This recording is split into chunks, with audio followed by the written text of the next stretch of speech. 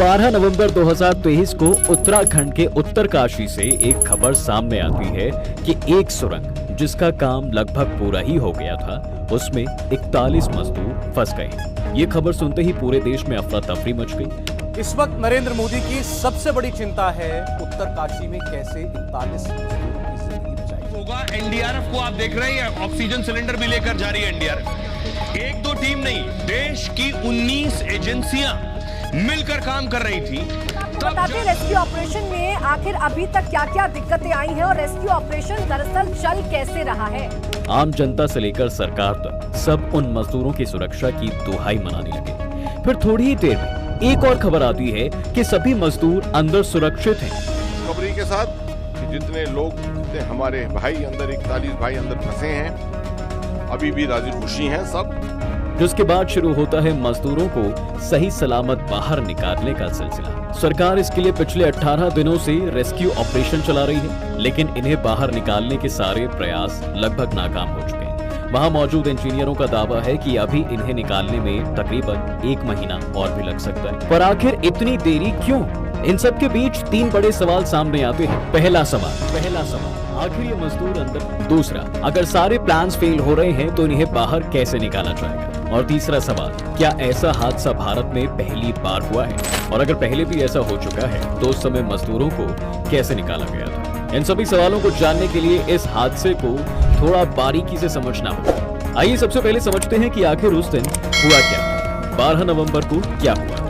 देखिए, 4.5 किलोमीटर लंबी इस टनल को NHAI-DSL की देखरेख में 2 कंपनियां बना रही हैं। फ्रंट साइड से नवयुगा कंपनी काम कर रही है तो टेल साइड से गजा कंपनी सुरंग बना रही है। इस सुरंग का निर्माण उत्तराखंड के उत्तरकाशी के सिलक्यारा में हो रहा था, जो गंगोत्री और यमुनोत्री धाम के बीच यमुनोत्री हाईवे पर रोडी टॉप में पड़ता है। इस 4.5 किलोमीटर लंबी सुरंग से इन दोनों जगहों के बीच 26 किलोमीटर की दूरी कम करने का प्लान था, जिससे 45 मिनट का समय भी बचता। इस कड़ी में ये काम कर रहे मजदूर दिवाली मनाने की तैयारी में थे और कुछ मजदूर छुट्टी पर भी थे।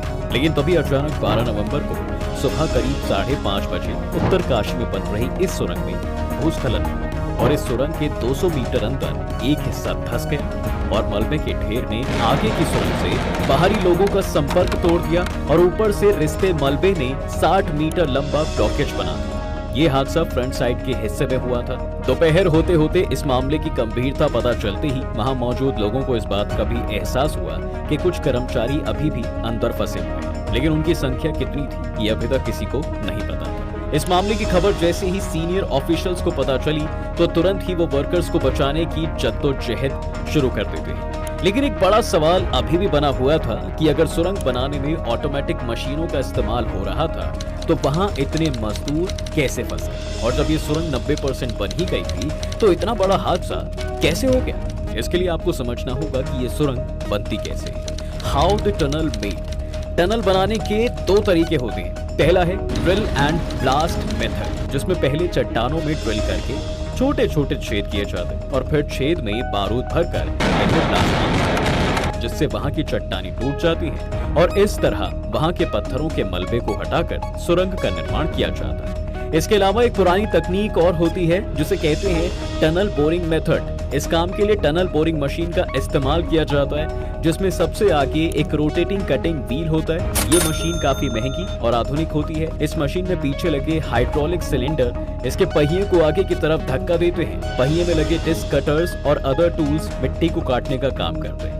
खुदाई में निकलने वाली मिट्टी और पत्थर को एक कन्वेयर बेल्ट के जरिए बाहर भेज दिया जाता है। इस मेथड में थोड़ी दूर तक टनल बनाने के बाद इसमें कंक्रीट से तैयार रिंग के ये मजबूत टुकड़े जोड़े जाते हैं, जो सीधे फैक्ट्री से बनकर आते हैं। एक मशीन इन कंक्रीट के रिंग्स को आपस में जोड़कर बारीकी से फिट कर देती है। जब खुदाई हो चुके वाले एरिया में सारे रिंग्स बन जाते हैं, तब मशीन आगे की खुदाई का काम शुरू कर देती है। अब इस टेक्नोलॉजी का यूज दिल्ली मेट्रो के लिए भी किया गया था और उत्तरकाशी में बन रही सिलक्यारा टनल में भी बोरिंग मेथड का यूज किया जा रहा था। पर जब इसमें इतनी आधुनिक और सुरक्षित मशीनों का प्रयोग हो रहा था तो ये मजदूर वहां कैसे फंसे? Timeline of rescue operation. दरअसल यहाँ गड़बड़ी मशीन की नहीं बल्कि यहाँ की गई लापरवाही की है। टनल में पहली जो लापरवाही बरती गई वो ये थी कि इसमें एस्केप टनल नहीं बनाई गई। साथ ही टनल के जिस 60 मीटर हिस्से में लूज फॉल हुआ उस हिस्से में लाइनिंग का कार्य नहीं हुआ था। इस हिस्से में कई दिन से पानी की लीकेज और लूज गिर रहा था, लेकिन कंपनी ने ध्यान नहीं दिया। पूरी टनल में कहीं भी बाईपास टनल नहीं बनाई गई। इन्हीं गलतियों का खामियाजा उन मजदूरों को भोगना पड़ा। अब आइए आपको बताते हैं कि 12 नवंबर से लेकर अब तक उन मजदूरों को निकालने के लिए क्या क्या किया गया है। देखिए 12 नवंबर यानी दिवाली के दिन सुबह लगभग 5:30 बजे सुरंग का एक हिस्सा ढह जाने से मजदूर अंदर फंस गए, जिसके तुरंत बाद जिला प्रशासन ने बचाव के लिए प्रयास शुरू कर दिए। वहां फंसे हुए मजदूरों के लिए एयर कंप्रेस पाइप से ऑक्सीजन, बिजली और खाने की व्यवस्था की गई है। अगले ही दिन यानी 13 नवंबर को सीएम पुष्कर धामी खुद घटना स्थल पर पहुंचे और वहां फंसे हुए मजदूरों से ऑक्सीजन पहुंचने वाले पाइप से बात करने की कोशिश की गई। अभी तक सभी मजदूर सुरक्षित थे। ऊपर से ताजा मलबा लगातार गिर रहा था, जिसके कारण 30 मीटर के एरिया में जमा हुआ मलबा 60 मीटर तक फैल गया। अगली सुबह यानी 14 नवंबर को मलबे में हॉरिजॉन्टल डिगिंग करके 800 से 900 मिलीमीटर डायमीटर वाले पाइप को डालने का प्रयास किया गया, पर ऊपर से गिरते मलबे ने इस काम को भी पूरा नहीं होने दिया। इतनी सारी नाकाम कोशिशों के बाद 15 नवंबर को एक नया प्लान बनाया गया, जिसके लिए दिल्ली से ऑगर मशीन को एयरलिफ्ट किया जाता है। अगले 2 दिन तक दिल्ली से आई ऑगर मशीन से ड्रिलिंग की जाती है, पर जैसे ही 57 मीटर मलबे में से लगभग 24 मीटर ड्रिल पूरी होती है तो फिर टेक्निकल एरर की वजह से ये ऑपरेशन भी तुरंत बंद कर दिया जाता है। इन सब हालात को देखते हुए दिल्ली से 18 नवंबर को पीएमओ के ऑफिशियल की एक टीम भेजी गई, जिसने फंसे हुए मजदूरों को बचाने के लिए एक साथ 5 इवैक्यूएशन प्लान्स पर काम करने का प्लान बनाया और इन हालात का जायजा लेने खुद केंद्रीय मंत्री नितिन गडकरी भी 19 नवंबर को यहाँ पर पहुंचे। इतनी मशक्कत के बाद पहली बार 20 नवंबर को एक 6 इंच चौड़ा पाइप डाला गया ताकि अंदर मजदूरों तक खाना और बाकी जरूरी चीजें भेजी जा सके। पीएम नरेंद्र मोदी ने भी इस मामले पर सीएम धामी से फोन पर बात की। 9 दिन बाद यानी 21 नवंबर अंदर फंसे मजदूरों का पहला वीडियो सामने आया है, जिसके बाद NHAIDSL ने रातों रात हॉरिजॉन्टल बोरिंग ऑपरेशन फिर से शुरू किया।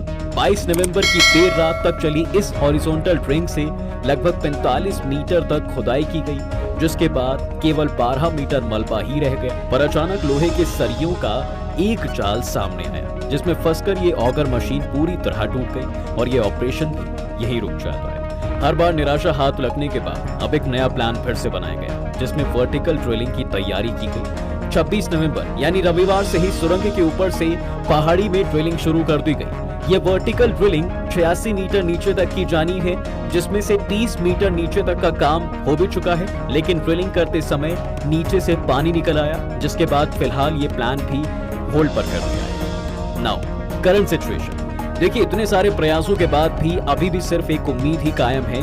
सरकार हर प्लान पर काम कर रही है, जिसमें manual work, horizontal drilling, vertical drilling, parallel tunnel जैसे कई प्लान पर काम किया जा रहा है। पर ये मजदूर कब बाहर निकलेंगे ये किसी को भी नहीं पता। सरकार द्वारा 6 अलग अलग प्लान पर काम किया जा रहा है। ऑगर मशीन के ब्लेड को हटाकर वहां मैनुअली भी मलबे हटाने का प्रयास जारी है। साथ ही इंडियन आर्मी और बाकी सभी एजेंसीज द्वारा मिलकर वर्टिकल ड्रिलिंग भी की जा रही है। लेकिन अगर इसमें जरा सी भी चूक हुई तो कंपन की वजह से ये चुनौती और भी बढ़ सकती है। साथ ही इस तरह का कोई पहला हादसा नहीं है, ऐसे और भी हादसे पहले होते आए हैं, जैसे तपोवन विष्णुगढ़ हाइडल प्रोजेक्ट में हुआ दर्दनाक हादसा, जिसमें 100 लोगों की जान चली गई। उत्तराखंड में हुआ सुरंग हादसा पिछले साल कश्मीर में हुए सुरंग हादसे की भी याद दिलाता है, जब कश्मीर के रामबान टनल में हुए हादसे के बाद लंबा राहत कार्य चला, फिर भी 10 से ज्यादा लोगों की मौत हो गई थी और ये लिस्ट बहुत लंबी है।